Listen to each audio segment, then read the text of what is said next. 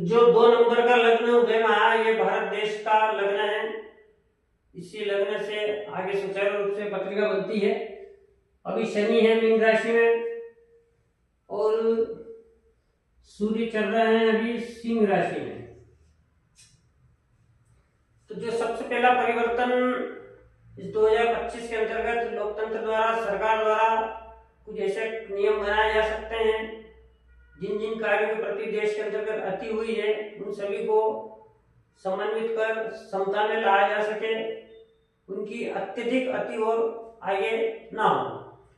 उसी के अनुरूप जो शनि का गोचर है वो मीन राशि में है। अभी यहाँ से 3 दृष्टियां मैंने आपको बताई है, तीसरी, 7वीं और 10वीं। अभी हम केवल तीसरी दृष्टि के बारे में जानकारी ले रहे हैं कि जो मीन राशि से तीसरी दृष्टि पड़ेगी वो भारत लग्न पर पड़ेगी, अथवा भारतवासियों पर पड़ेगी। भारत की जितनी भी सुविधाएं हैं, वस्तुएं हैं, संपदा है, जितने भी कारक हैं इस धरती पर, सभी पर, भारत देश पर इनकी दृष्टि अभी बनी हुई है। तो जो सबसे पहला परिवर्तन होने की संभावना बनती है वो है सर्वप्रथम जो जनसंख्या वृद्धि हो रही है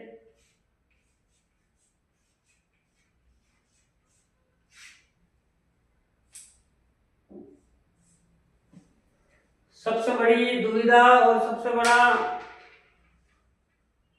कारण है आज का जनसंख्या वृद्धि। क्योंकि पिछले 30 वर्षों में आप जाएंगे तो भारत देश की जनसंख्या इतनी नहीं थी जो कि आज 20 गुना बढ़कर 30 वर्षों में हो चुकी है। इसी प्रकार यदि आप आगे 30 वर्षों का अनुमान लगाएंगे तो भारत की जनसंख्या कहां पर जाएगी। उसी अनुरूप प्रकृति सभी चीजों को समन्वित कर चलती है। जन्म भी होना है और मृत्यु भी निश्चित है। यदि उत्पादन से ज्यादा जनसंख्या वृद्धि अगर होती है तो अकाल, भूखमरी, इन सभी चीजों की स्थिति उत्पन्न होती है, गृह युद्ध की स्थिति उत्पन्न होती है। उसी के अनुरूप जो आप चाहे सरकार कहें या जो भी शासन कर रहे हैं भारत देश में,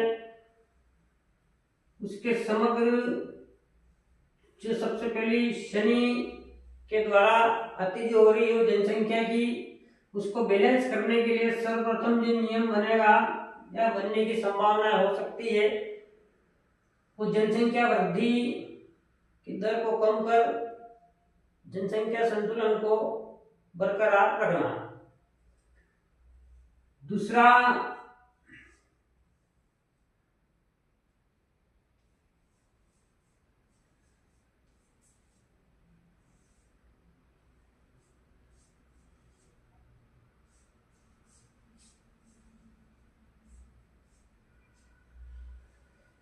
दूसरी जो अति हो रही है वो है धर्मांतरण की। इसको लेकर भी कुछ संभावना बनने वाली है या बन सकती हैं। इसके अंतर्गत भी सरकार द्वारा कोई ऐसे नियम लागू हो सकते हैं ताकि जो एक धर्म से दूसरे धर्म में व्यक्ति आज जा रहे हैं उसके अनुरूप उस पर कुछ अंकुश लगाया जा सके।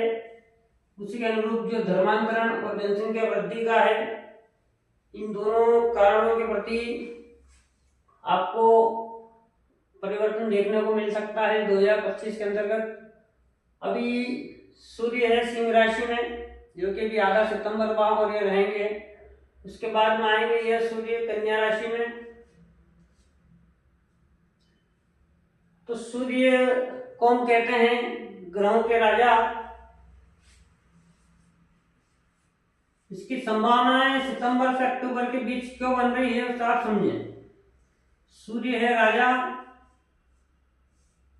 सभी जानते हैं सूर्य के प्रकाश से जीवन चलता है, धरती चलती है, सभी चीजें उत्पन्न होती है, बनती है, बिगड़ती है। उसी प्रकार जो शनि है वो है आपकी प्रजा या सेवक कह सकते हैं आप।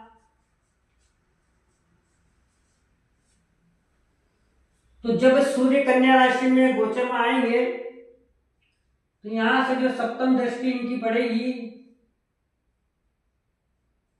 वो वो मीन राशि के शनि पर पड़ेगी, मतलब राजा किसे दिखेगा, प्रजा।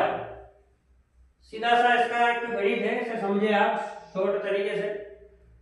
तो जब राजा प्रजा को देखेगा तो कुछ प्रजा के ऊपर नियमों का भार स्वतः ही उत्पन्न होने वाला है। और राजा जैसे सातवीं दृष्टि से शनि, सूर्य की दृष्टि शनि पर पड़ती है, उसी के अनुरूप इस माह के अंतर्गत कुछ ऐसे नियम आपको देखने को मिल सकते हैं, संभावना बन सकती है, जो कि आज इन दो कारणों की सबसे बड़ी अति इस प्रकृति के अंदर हो रही है, उसे संतुलित करना, समन्वित करना इस शनि के गोचर द्वारा भारत देश के अंतर्गत कुछ संशोधन होएगा, हो सकता है, होने की संभावना है। इसी के साथ अधिक से अधिक जो लोग आप देख रहे हैं चैनल को सब्सक्राइब करें, शेयर करें, ताकि अधिक से अधिक जानकारी आपको मिल सके। आपको कोई भी अपने बारे में प्रेडिक्शन या जानकारी की आवश्यकता हो तो आप मेरे व्हाट्सएप नंबर पर कांटेक्ट कर सकते हैं, जो कि नंबर है उसका 8109443122।